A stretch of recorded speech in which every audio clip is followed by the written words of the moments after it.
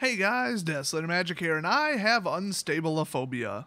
Yeah, I'm sure that's the actual Latin term. You guys know that they recently announced, in a very funny way by the way, because Mark Rosewater's awesome, that Unstable is coming out, which is going to be the third unset, as they call it.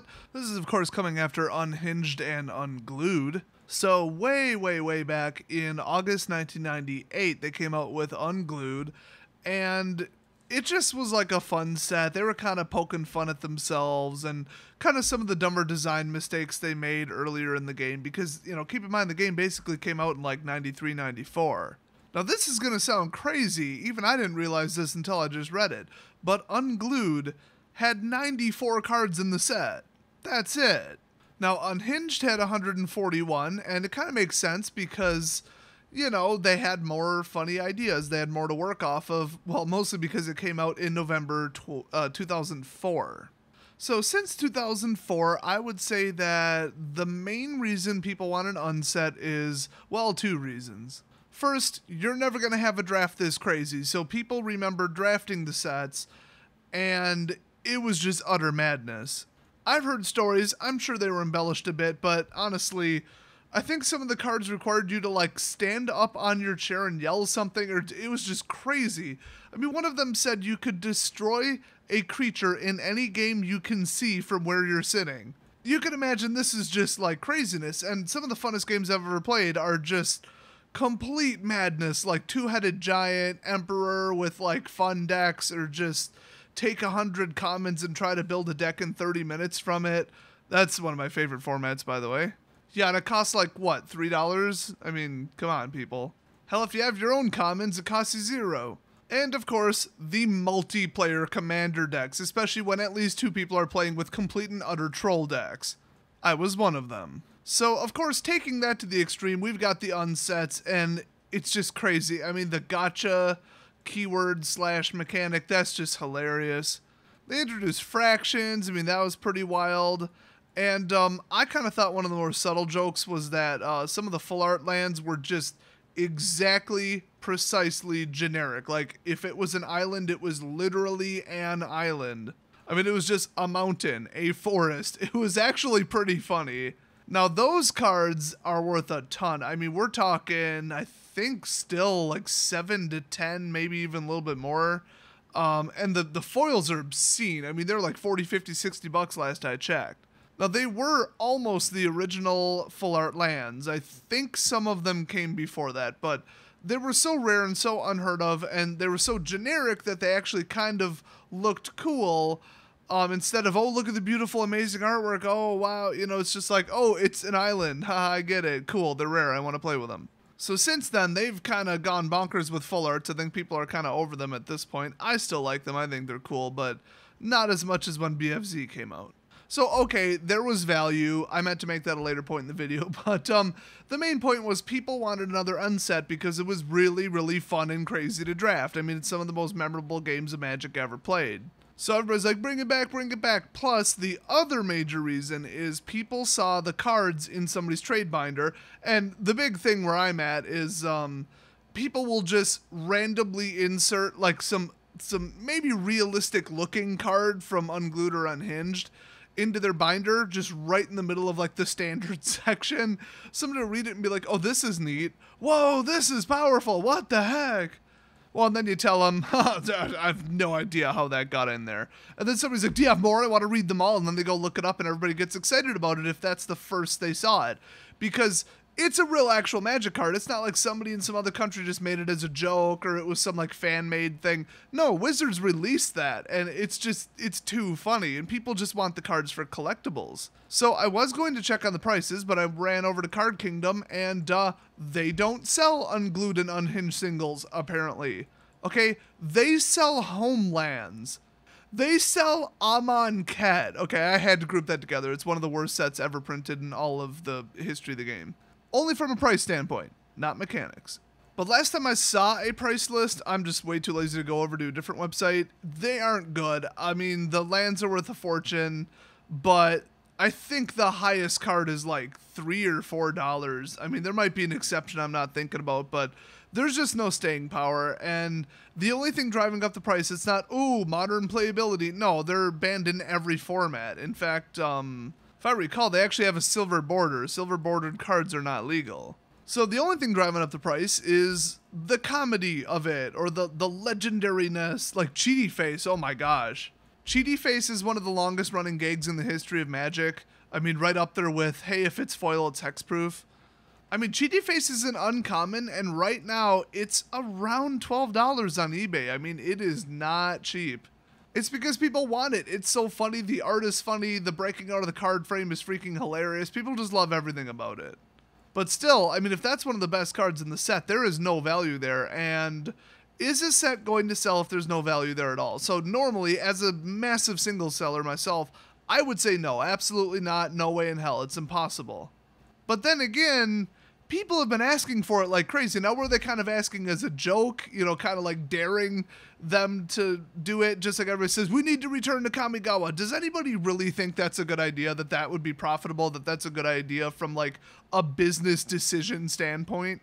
But people like to say it half as a joke, half serious. Maybe they kind of liked some of the cards from Kamigawa, some of the artwork, some of the mechanics, so maybe they do kind of want it back, but it really was a miserably terrible block. Oh, and not to mention borderline racist / culturally insensitive.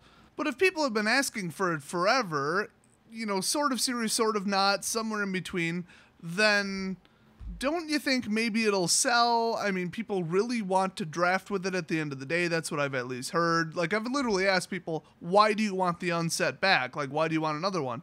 And people always say, because it's funny and because drafting with it would be hilarious. So will they actually get out their wallet and do it? Well, yes and no. I mean, I'm kind of worried about it. Oh, and like I said at the beginning of the video, hello, I'm a single seller. I have to determine how much I'm buying. I'm scared. Honestly, if they make it a WPN only product, I won't even shed a tear, because that means I can't order it, and at least then I have an excuse, because I don't want to miss out on some value. I don't want to not buy it, but I also don't want to buy it because I can't afford to be sitting on it. And the second unset sold miserably bad. I mean, it took them, you know, forever, a lot of freaking years, at least 6 years to make another unset. And I would assume people had been asking for it at that point. But yeah, it's not great as far as long-term value, but people were supposed to show up and draft it. But as soon as people got sick of drafting it because, okay, I played, you know, Turbo whatever Snail for the 10th time, it's kind of not funny anymore, people just stopped doing it. And according to the staff, they just printed a little bit too much. They printed it too aggressively. And even with like some value like the lands, it just didn't save it. But it sounds to me from what they said like the sales numbers were actually good. They were like comparable to the first set, but scaled up to the amount of players. They just kind of overdid it.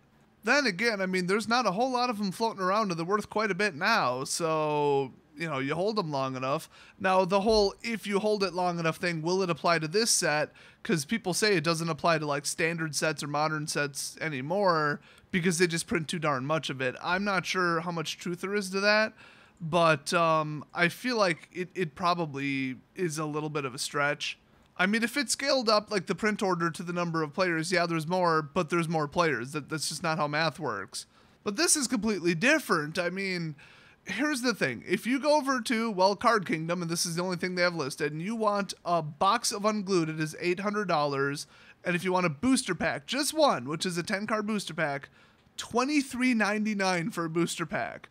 Holy crap. I mean, those prices are on par with, like, some really expensive old Legendary stuff. So, okay, it's from 1998. Okay, let's look at Unhinged. $600 a box. By the way, also out of stock. And one booster pack is $17.49. That is still pretty darn expensive. So, the reason behind that is the open value is nothing, basically. And the sealed value is super high because people want to draft it. It's not the box openers premium, the gamblers premium, or any of that. It's just, all it comes down to is, I used to draft that, I want to draft it again. Wizards isn't printing an unset, well, except now.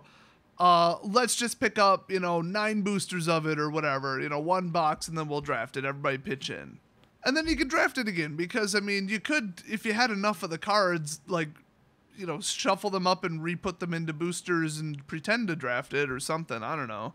But really, yeah, the sealed price is what it is. So I would say that if you're going to invest long term in this, keep it sealed. Do not open it. Do not open the singles and be like, oh, wow, they're selling like crap on eBay. Well, yeah, obviously.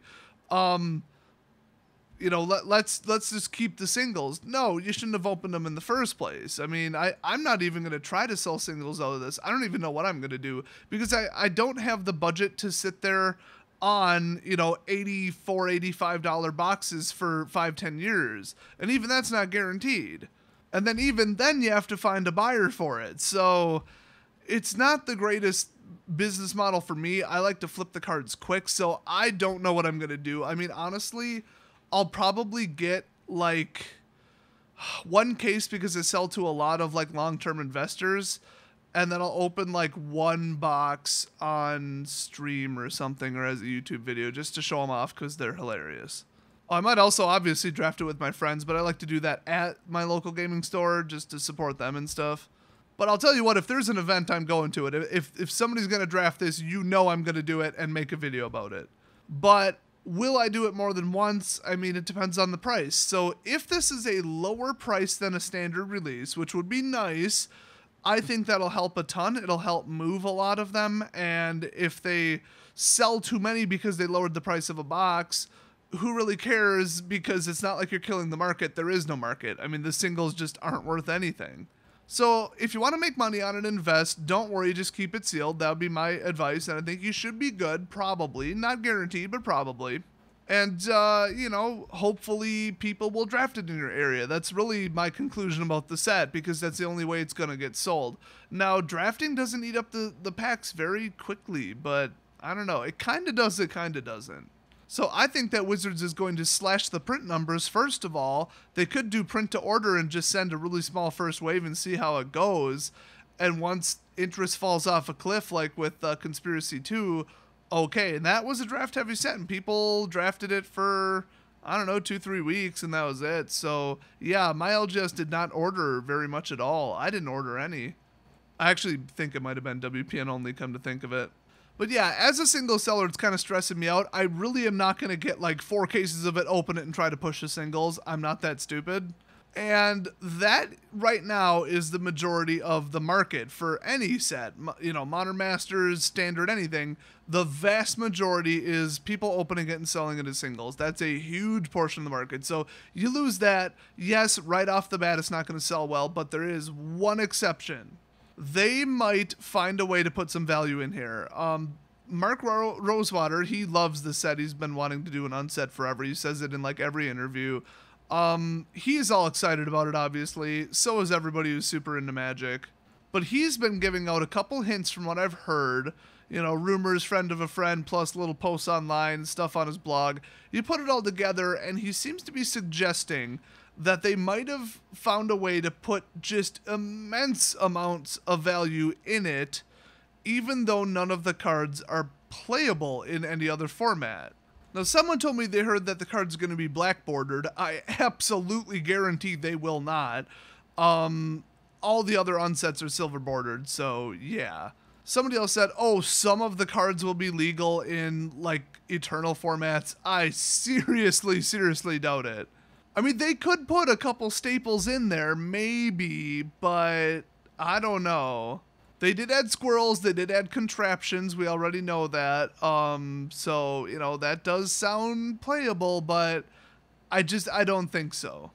Now, that said, they have confirmed that the full art basic lands, which they will be, by the way, will be black bordered, so that nobody's confused, because lands are lands, and they have like slightly different rules in almost every format and all this stuff. And like, your sideboard in a sealed event is always considered to have limitless basic lands in it, even if you didn't open them. Like, it's weird how they work, but it's still more constrictive than tokens, where tokens could be anything. You could get out a Chips Ahoy cookie, and that's a token. That's perfectly legal. Maybe not in the, final couple tables at the Pro Tour. I'd love to see it. That would be hilarious. But in like the REL, the rules enforcement level of FNM, you can use anything as a token. So lands kind of fall in between there. So if there was silver bordered lands, people would be deeply confused. So no, they said black bordered full art lands with a special twist, as they put it. Now also there's going to be foil tokens. So foil tokens are the new full art land, I should say. Everybody got excited about full art lands because they had never been done before, and then they'd only been done once before, and then everybody lost their butts on trying to invest in them from BFZ. So now what do? Oh, we've never done it before. We've only done it once before. We've only done it twice before. Foil tokens. So by next year, foil tokens, I mean, it's the F&M promo. Now it's in this set. We already had one for the Eldritch Moon pre-release, and then I think Merit Lage, and I think there was like one more. I mean, what's next? Foil emblems? Honestly, I think they'll do that for an F&M promo, so yeah. But still, I mean, like a foil squirrel token, that's basically guaranteed. You know, they also said, they already confirmed it's 4 tokens produced by cards in the set and for popular tribes outside the set. So, you know, you'll be able to play with these and they're foil. Foil tokens are just cool as hell. I'm not over it yet. I'd love them. So if the tokens are bringing in money, you know, maybe $1, $2 a piece maybe, because, you know, this will not be heavily opened. Keep that in mind. I think that will legitimately add some actual value to the set. And so then you've got, you know, whatever the special twist is on the lands, and that might be enough to open a box for $80. I mean, if there's 1 token and 1 land in every single pack, which it sounds like every single land will be full art, but they haven't really said that yet. I mean, that's 36 of each. That is not messing around. And I would think that the tokens aren't in every single pack. It would be weird if they did do that, but whatever. Now keep in mind, according to the staff, that this set took 6 years to make. 6 years to design. So they must have been just coming up with, you know, jokes and MTG memes and stuff and then just saying, oh, that should be a card. Okay, I'm not even messing around. Go make it. Like, go draw this right now and add it to the pool. And yeah, the set size is 216-ish, as they put it. I have a feeling that we're going to see, you know, the big furry monster or whatever, like a meld card where it's 1 card, but it's really 2. I don't know. I mean, that alone makes it sound like something really unique's going to happen. So I can't imagine what else they would put in here. I mean, we're going to have the first, you know, joke planeswalker. I think it's going to be that jester guy that they showed in the video. He's creepy. So will they inject value into it? I think it would be almost impossible for them to not. I mean, maybe it's just a side project. They're releasing it because some people wanted it. It's going to be a really tiny, you know, print run, and they're not that worried about money. They're just doing it to do it, and it's like a fan thing. Or they're going to stick with their more recent track record, which is we don't care what it is, we're going to put value in it. I mean, Conspiracy 2 is about as close as we can get, and Birds of Paradise. Now, I might as well just add what we know about it.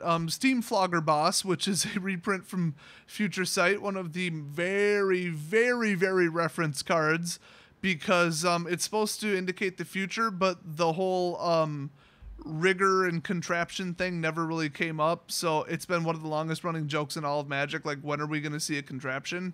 You know, because time travel, it was Future Sight, it was supposed to be from the future. He's actually going to be printed as a black bordered card.